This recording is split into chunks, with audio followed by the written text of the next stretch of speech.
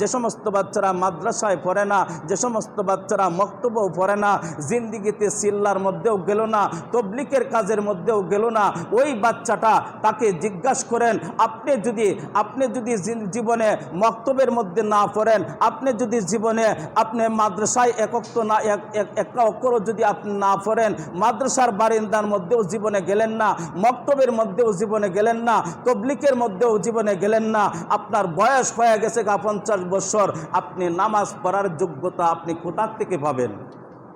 কই পাইবেন নামাজ পড়ার যোগ্যতা আপনি?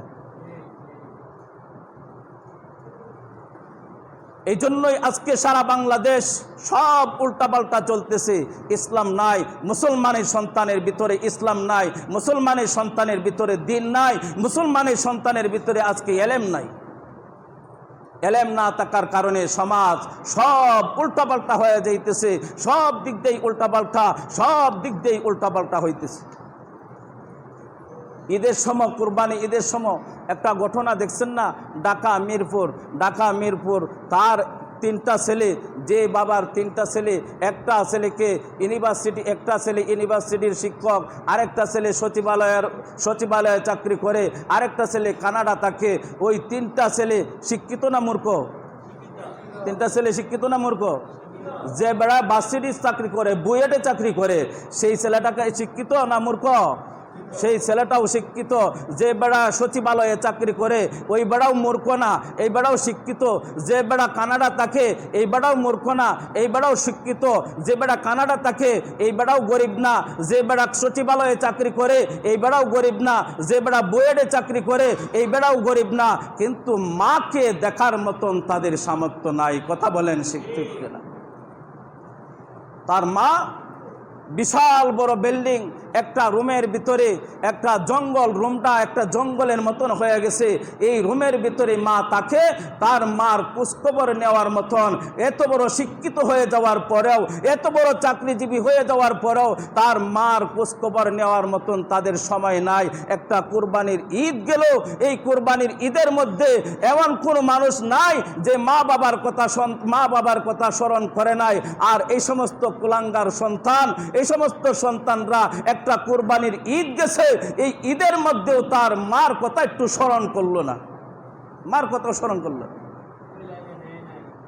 এক সপ্তাহ পর্যন্ত, এক সপ্তাহ আগে তার মা একটা রুমের মধ্যে মারা গেছে। মারা যাওয়ার পরে পচে গলে গন্ধ বাইর হয়েছে। আশেপাশের মানুষে বুঝতে পারলো যে এখানে গন্ধ কেন আসে। দরজা খুলছে, দরজা খুলে দেখে বিশাল বড় শিক্ষিত মানুষের মা এই দুঃখে দুঃখে কবে যে মারা গেছে একমাত্র আল্লাহ তাআলাই জানে। পচা গলা গন্ধ শুরু হয়ে গেছে। এই কারণটা কেন হইল? একমাত্র কারণ হচ্ছে ভিতরের মধ্যে দ্বীন না থাকার কারণে। কারণটা কি? কারণটা হচ্ছে ভিতরে দ্বীন না থাকার কারণে। বুয়েটে চাকরি করে কিন্তু তার ভিতরে দ্বীন নাই, তা কানাডায় থাকে তার ভিতরে কোনো দ্বীন নাই। আপনি সচিবালয়ে চাকরি করে তার ভিতরে কোনো দ্বীন নাই। দ্বীন না থাকার কারণে মা কি জিনিস, জন্মদাতা মা কি জিনিস এই সন্তানরা চিনতে পারলো না। সরকার একটা ভালো কাজ করছে, ওই দুজনকে চাকরির থেকে বরখাস্ত করে দিছে। যে ছেলেটা বুয়েটে চাকরি করত তাকে চাকরির থেকে বাদ দিয়া দিছে, যে ছেলেটা সচিবালয়ে চাকরি করত তাকেও চাকরির থেকে বাদ দিয়া দিছে। কেন?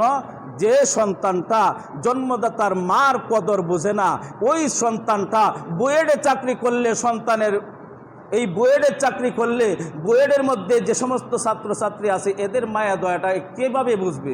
এজন্য তাকে চাকরির থেকে বহিষ্কার করে দিছে। বন্ধুগণ, বলতেছিলাম কারণ একটাই, আমাদের ভিতরে দ্বীন না থাকার কারণে আজকে এই অবস্থা হয়ে গেছে। আজকে সমস্ত মক্তব বন্ধ হয়ে গেছে। আর দেখেন, প্রতিদিন আমি সকালবেলা মক্তবের মধ্যে ডাকি, মাইক দেওয়া ডাকতেছি, কিন্তু শেষ পর্যন্ত ছাত্র আসে কজন? 4 জন অথবা 5 জন। মহল্লার মধ্যে কি বাচ্চা কম আছে? বাচ্চা কি মহল্লার মধ্যে মাত্র 4-5 জন আছে? প্রতিদিন মাইক দিয়ে ডাকতেছি, বাচ্চা আসতেছে মাত্র 4 থেকে 5 জন, সর্বোচ্চ 8 জন। 8 জন যদি হয়ে যায়, এর মধ্যে 4 জন পড়ার যোগ্যতা না, ছোট ছোট একবারে পিচ্ছি বাচ্চা। এই হয়ে গেছে মক্তবের হালত। শুধু খালি আমার এখানে মক্তবের হালত এরকম না, আরও যে আশেপাশে কয়েকটা মসজিদের মধ্যে ডাকাডাকি করে তাদের সাথেও পরামর্শ করে দেখেন 3 জন অথবা 4 জন মক্তবের ছাত্রছাত্রী। আমার কথা হচ্ছে এটা যে আমার সন্তানটা ছোটো থেকে আমি যে স্কুলে ভর্তি করে দিলাম, কেজি স্কুলে যে আমি ভর্তি করে দিলাম, আমার সন্তানটাকে মক্তবেও পড়াইলাম না, আমার সন্তানটাকে মাদ্রাসাও পড়াইলাম না। ও বন্ধুগণ, এই যে আপনি আদর করে করে আপনার সন্তানকে মানুষ, আপনি মনে করতেছেন যে মানুষ হইতেছে, না না, এই সন্তান কখনো মানুষ হবে না। এই সন্তান আপনার জন্য হিংস্র প্রাণীর চাইতেও আরো কঠিন হয়ে যাবে। কথা বলেন ঠিক কিনা? এজন্য আজকে সন্তানরা মাকে বাদ দেয় না, মা বাবার খোঁজখবর নেয় না। বাবার খোঁজখবর না নেওয়ার কারণ হচ্ছে অন্তরের মধ্যে দিনের বুঝ নাই। মার খোঁজখবর না নেওয়ার কারণ হচ্ছে অন্তরের মধ্যে দিনের বুঝ নাই। অন্তরের মধ্যে যতদিন পর্যন্ত এই সন্তানদের অন্তরে যতদিন পর্যন্ত দিনের বুঝ না আসবে, ততদিন পর্যন্ত আব্বা আম্মা এই সন্তানের কাছ থেকে কখনো ভালো আচরণ পাওয়ার আশা করতে পারবে না, আশা করতে পারবে না ইনশাআল্লাহ। এজন্য আমরা আদর করে করে আমাদের সন্তানকে জাহান্নামের রাস্তায় পার করে দিতেছি। জাহান্নামের রাস্তায় আমাদের সন্তানকে আদর করে করে আমাদের সন্তানকে জাহান্নামের রাস্তায় উঠাইয়া দিতেছি। আর আমরা মনে করতেছি আমার ছেলেটা মাত্র 5 বছর বয়স।